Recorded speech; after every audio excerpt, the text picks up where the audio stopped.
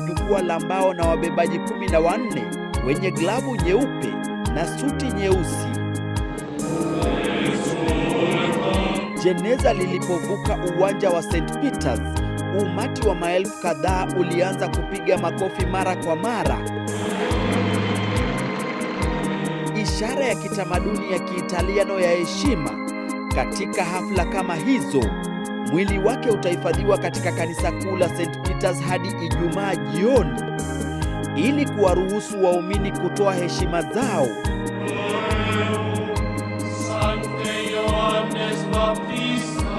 Papa Francis, ambaye alikaa hospitalini kwa wiki 5 mapema mwaka huu akitibiwa maradufu ya nimonia, mara ya mwisho alionekana hadharani siku ya Jumapili aliposhangaza mahujaji kwa kushiriki katika hafla ya Pasaka.